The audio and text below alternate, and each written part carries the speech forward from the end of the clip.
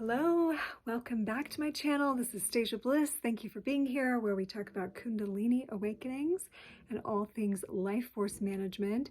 Before we get into today's topic, Kundalini and bipolarism, are they the same thing?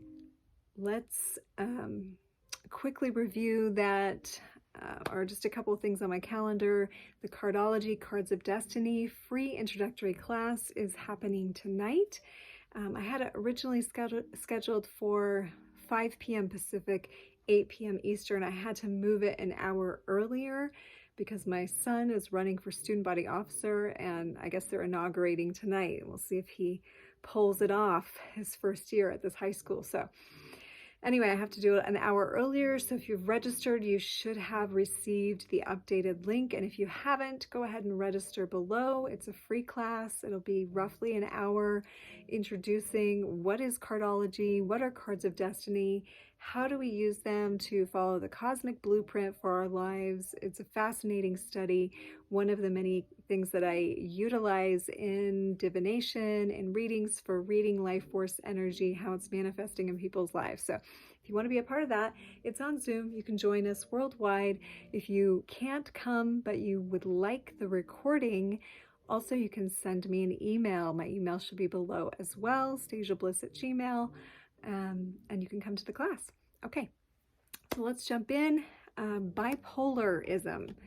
This is something that a lot of people struggle with. It's a big thing in the mental health industry, highlighting symptoms. But let's look at it. Let's look at the words bipolar. Bi is two. Polar is two poles, two ways of being. And if you look at your brain, you actually have two hemispheres, right? You have the right and left hemisphere. You have right and left side of the body. You have masculine and feminine components.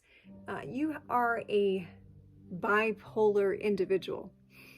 So usually symptoms of such, and again, I'm not a medical professional. I am a life force management specialist. I'm a yogi. I'm a shaman. I'm a minister. I do spiritual consulting and work with healing through energy work, mysticism, and whatnot. So that's the angle I'm taking, but I'm letting you know from a Kundalini standpoint, the goal of Kundalini is to balance these dual poles in the body. And in order to do so, first we have to recognize that we have two. There's basically two parts of our personality, really just condensing it into that. So we have an extroverted self, and some people might overly identify that. We have an introverted self. That would be like masculine, feminine. We have a more logical part of ourselves, right? That's also masculine. Some people over-identify with or identify, yeah, I'm just a logical person. Some people are more creative or intuitive, but we all have both faculties because we all have both sides of the brain. The thing with the symptoms of bipolar is that one is dramatically shifting from one polarity to another, from very extroverted to very introverted, from very reasonable to very chaotic, from very happy to very sad, from very pleasant to very angry. This movement back and forth is in the psychiatric textbooks, symptoms of what they have called in the mental health field bipolar disorder. So there is this, and I'm not saying that this doesn't exist, but what I am highlighting for you is this is a very real symptom that everyone goes through when they're trying to balance Kundalini. So Kundalini is, again, cosmic life force energy, Mahashakti, the Ma, the divine feminine, coming into the body, opening up the chakras. If you haven't watched my other videos on it, please do so.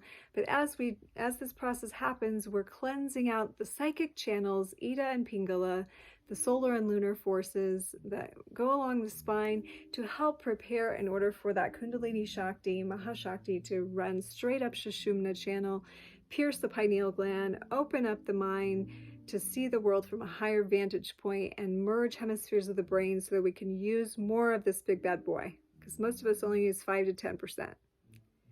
And that's true. So in the process of this, especially during like the first 6 months of a Kundalini awakening, it can be massively like startling. It can, be shocking to the system. It can create symptoms of elation. And then when that energy falls again, depressing feelings. It can then like open you up to extreme gifts and then cause you to go into a contemplation where do these things go? And so this is part of the lighting up of the brain, the opening of the chakras, the movement of Ida and Pingala. And hi, kitty.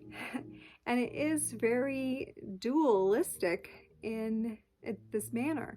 And so it can mimic what looks like bipolar disorder when it's really what a Kundalini awakening entails as part of the process.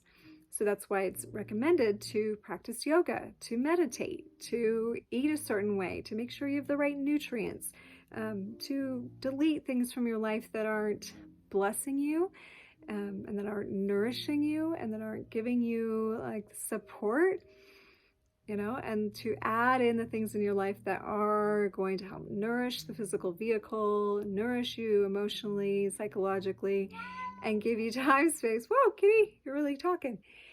To work through these. So if you have more questions about that or comments, please leave them below. This is just a brief little tidbit on that. I'm happy to go into it deeper. You can find more information on that in the great book, Biology of Kundalini by Janet Dixon, many of the readings of which I have on this channel. I read through a whole bunch of the book, and I am going to get back into that come summer. So stick around, subscribe to the channel, like this video if you like it, share it if you know somebody who could benefit, and I will see you again. I hope you can join me for the free Cardology Cards of Destiny workshop, and I hope to see you again tomorrow on this channel. Blessings.